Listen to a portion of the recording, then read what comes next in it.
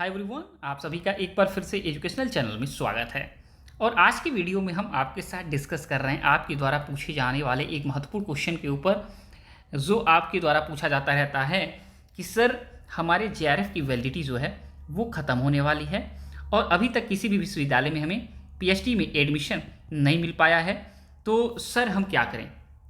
तो आपको हम इसका आंसर बार बार यही देते हैं कि 45 से 50 हज़ार प्रति महीने गंवाने से अच्छा है कि आप प्राइवेट से पीएचडी कर लें। अब आप कहेंगे कि सर गवर्नमेंट यूनिवर्सिटी में पीएचडी में एडमिशन लेने के लिए आप फोर्स ना करके आप प्राइवेट में कह रहे हैं करने के लिए, तो आपको हम बता दें, देखिए जेआरएफ जो है ये रोज़ रोज़ प्राप्त नहीं होता है। ठीक है, जूनियर रिसर्च फेलोशिप ये रोज़ आपको नहीं मिलने वाला है। क्यों? क्योंकि देखिए इसके लिए एज लिमिट है। अगर आप लोग जनरल कैटेगरी से हैं तो 30 ईयर तक मैक्सिमम आप अप्लाई कर सकते हैं जेआरएफ के लिए, और अगर आप देखा जाए तो रिजर्व कैटेगरी से हैं, वुमेन से हैं कैटेगरी से, तो आपको 35 ईयर तक का देखा जाए एज लिमिट दिया जाता है जेआरएफ के लिए, जेआरएफ अप्लाई करने के लिए यूजीसी नेट के एग्जाम में। तो अगर आप प्राप्त कर लेते हैं जेआरएफ, और इसकी वैलिडिटी आपको पता होगा कि जेआरएफ का लेटर जिस डे से आपको इशू होता है उस डे से 3 वर्ष तक, 3 ईयर तक इसकी वैलिडिटी होती है। अगर 3 वर्ष के अंतर्गत आपको एडमिशन कहीं पे विश्वविद्यालय में पीएचडी में नहीं मिला तो ये देखा जाए इसकी वैलिडिटी ओवर हो जाती है और फिर से पुनः आपको देखा जाए यूजीसी नेट का एग्जाम देख के जेआरएफ हासिल करना पड़ेगा। तो हम यही कहते हैं कि आप प्राइवेट में देखा जाए अप्लाई कर सकते हैं। अगर आपको एडमिशन 2 वर्ष तक, 2.5 वर्ष तक नहीं मिला तो आप प्राइवेट में आवेदन करके अपना 45 से 50 हज़ार रुपये प्राप्त कर सकते हैं, कोई इशू नहीं होगा।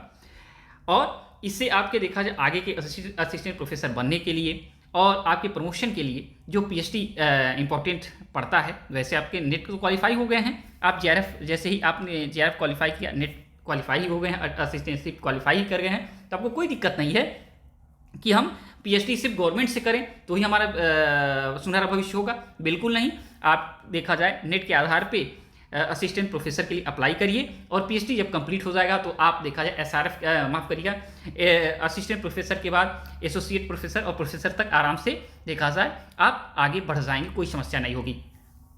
आपको पता होगा कि शुरुआती पहले और दूसरे देखा जाए वर्ष में आपको जूनियर रिसर्च फेलोशिप मिलता है और उसके बाद 3rd ईयर से देखा जाए ये जूनियर रिसर्च फेलोशिप कन्वर्ट होकर और उच्च स्तर का हो जाता है, जो एसआरएफ हो जाता है सीनियर रिसर्च फेलोशिप। ओके, तो आपका अमाउंट और भी ज़्यादा हो जाता है हर महीना।